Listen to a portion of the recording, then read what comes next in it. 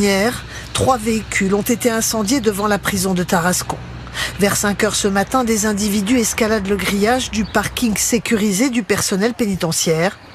Ils aspergent d'essence les véhicules avant d'y mettre le feu et de prendre la fuite. Sur place ce matin, la police scientifique relevait de nombreux indices, comme une doudoune et une paire de chaussures qui pourraient appartenir aux suspects. Le personnel ce matin est sous le choc. Ils sont clairement inquiets, je veux dire, ils ont peur. Parce qu'au-delà que ce soit un fait isolé pour leur établissement, c'est dans un contexte actuel et où tout un tas d'établissements sont touchés. Et oui, clairement, ils ont peur. Autre agression la nuit dernière. C'est le véhicule d'un agent pénitentiaire de la prison d'Aix-Luynes qui a été incendié. Quelques heures plus tôt, l'agent avait été filmé à son insu devant son domicile, comme on le voit sur les images, toujours filmées par le même groupe, DDPF, Défense des prisonniers français, et diffusé avec son nom de famille sur leur messagerie cryptée, en précisant ceci. Sachez que nous ne sommes pas des terroristes, nous sommes là pour défendre les droits de l'homme à l'intérieur des prisons.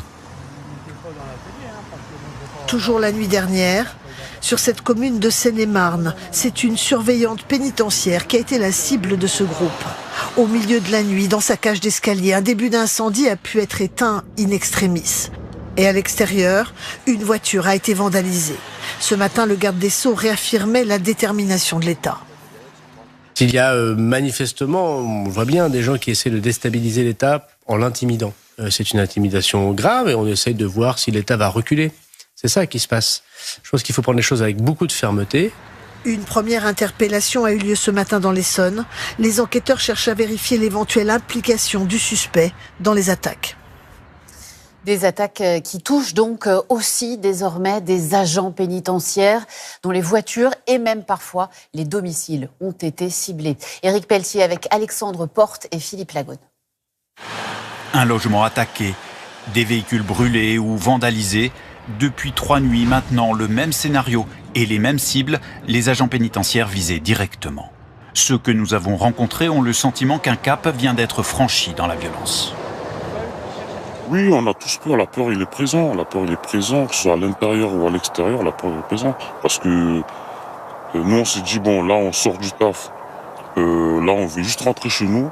Mais en fait, même en rentrant chez nous, on doit être aux aguets pour ne pas faire se surprendre ou se faire attaquer. J'ai eu une expérience où c'est déjà arrivé. Il y a des collègues où on était en permission, entre guillemets.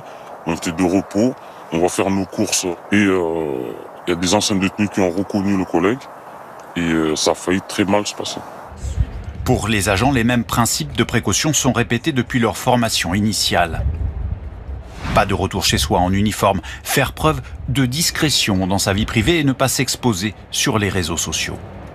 Mais les syndicats demandent des mesures supplémentaires et notamment l'anonymat des personnels.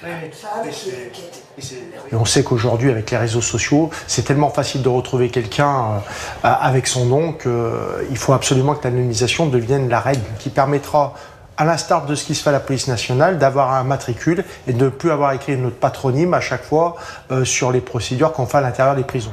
Des patrouilles de police ont été renforcées sur les sites pénitentiaires et les parkings avoisinants, comme ici en Île-de-France.